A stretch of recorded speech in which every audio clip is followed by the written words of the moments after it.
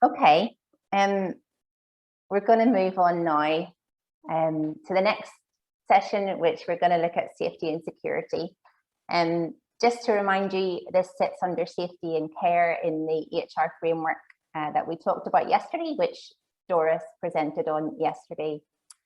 And what we're going to do now is we're going to hear some personal accounts from a couple of our staff. Then we'll have an opportunity just to share any concerns that we have in our own countries about safety and security. And then we'll briefly share an introduction to the new updated global policy and procedures on safety and security. So yeah, first of all, we're just going to hear from Lewis, and then we're going to hear from Seisei. So Lewis and Seisei, I think we all know them. They're both the EHR managers in Mozambique and Myanmar, and they're going to share a little bit about what they've been through in their countries over the last 6 months to a year. So it's a video, and I hope you can listen to it and just take in what they say.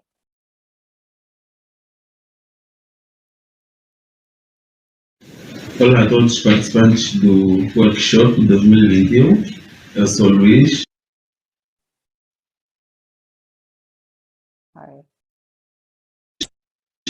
De Moçambique, sou recursos humanos, e eu quero agradecer pela oportunidade que me deram para poder falar sobre a situação de segurança e proteção em Moçambique.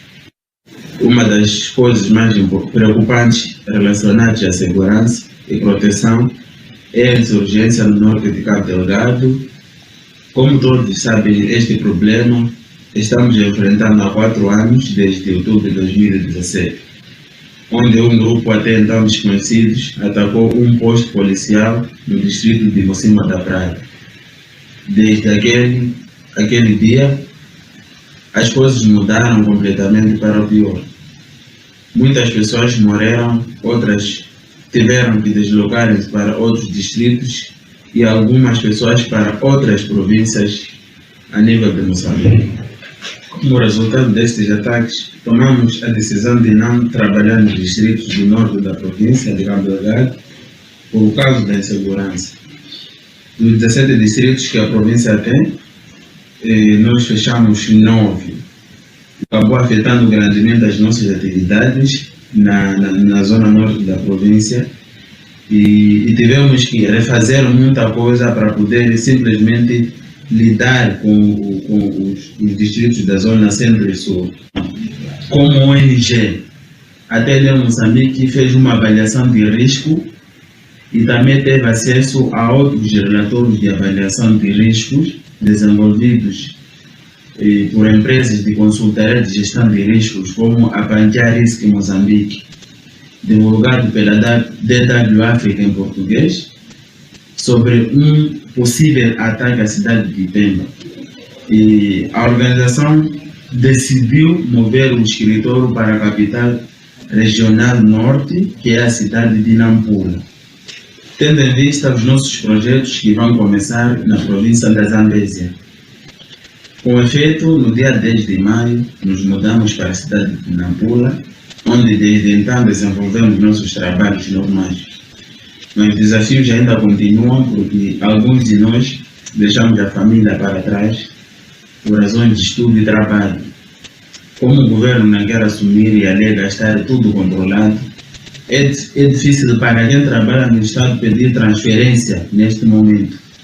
Então tivemos que tomar decisões de alto risco, deixando uma parte da família para trás. Bem como aprendemos no curso de Safety and Security, que para todo caso precisamos tomar certos riscos, ainda que os mesmos sejam maiores ou menores, mas são riscos e eles fazem parte da nossa vida. Tentamos não criar um alarme para as outras pessoas com quem trabalhamos, como é o caso dos parceiros do governo. Nossa estratégia foi de nos focarmos no começo de novos projetos na província da Zambésia, que nos levou a centralizar o nosso escritório em Nampula, uma vez que a cidade de Nampula é a capital da Zona Norte. Como Nampula é a capital da Zona Norte, a densidade populacional é demasiado alta o que torna a mesma cidade muito perigosa. Vivendo e trabalhando em Nampula é preciso tomar muito cuidado, mas graças a Deus, desde que nós saímos de Pemba para cá e temos tido uma vida normal, tranquila, e o Senhor Jesus tem nos guardado bastante e nós agradecemos por esta proteção. Então, esta é mais ou menos a rotina, a história que nós vivemos aqui em Moçambique. Greetings from Myanmar. I would like to share the situations that we have been facing in our country that affected the safety and security. Last 4 months, Myanmar sees rapid changes in government. Military took overnight. The country changed from being peaceful to protests and demonstrations by civilians. Since then, we have seen thousands on streets in every major cities, violence, gunshot, nightly raids, more protests, fire at marketplace. Nowadays, other demonstrations are decreasing. There are random bomb blasts, violence and fightings are escalating in several parts of the country. Withdrawing money from the bank is becoming more and more difficult. What we have put in place is for the steps to enhance the safety and security of the organizations and the team. As the first step, we have formed a crisis management team, especially to monitor the developments of the country level, the risks and safety and security of the staff, respond appropriately and promptly to serious incidents, and to ensure well-being of the staff and representatives and possible, ensure TLM programs continuity and to minimize asset loss and damage and safeguard the image of the organizations. So the key roles of the crisis management team is to ensure the safety and security of the staff, well-being of the staff, and to maintain an effective communications with all internal and external stakeholders, and ensure and keep staff updates to any changes. That's a crisis management team. It is not a permanent team, but formed in different situations with different groups of people, and to develop the DORA depending on the situations.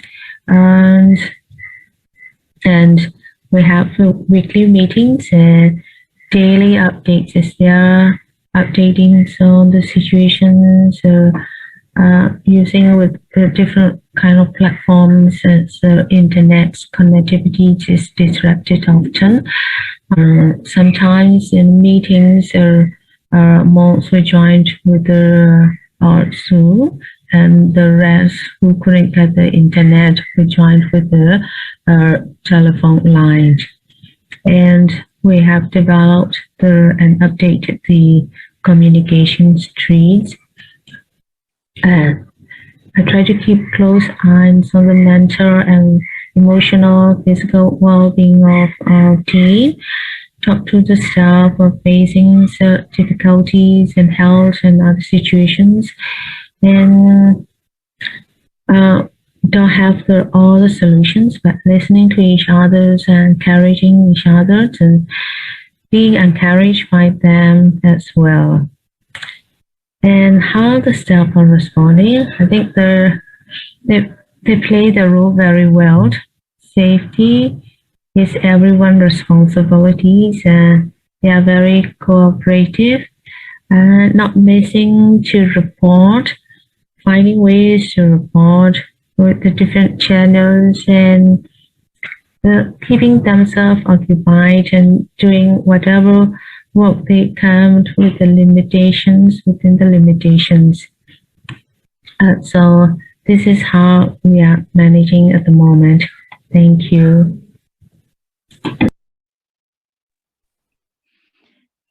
Thank you, Say and Louis. very much for sending in those presentations and sharing with us just what's going on in your country at this time. And I'm sure that actually a lot of us are experiencing different situations in our countries, different crises. And when we think about safety and security, a lot of that has come up probably in the last year for us. So we wanted you to just reflect on this topic, what concerns exist in your country, reflecting on some of the things you heard yesterday in the last session on safety and security. And we're going to put you into a breakout rooms. Well, there are 2 breakout rooms actually. And we're going to ask you to use the Jamboard link when you are in your breakout groups. The link is in the chat already. So if you want, you can click on it right away. And when you're in your breakout groups, have a discussion, and at the same time, use the sticky notes to put in the concerns which are in your country. So the instructions are on the Jamboard. It's one link for 2 groups, but there are 2 pages. So you can see there are arrows on the very top of the screen where you can move left and right to move between the 2 pages.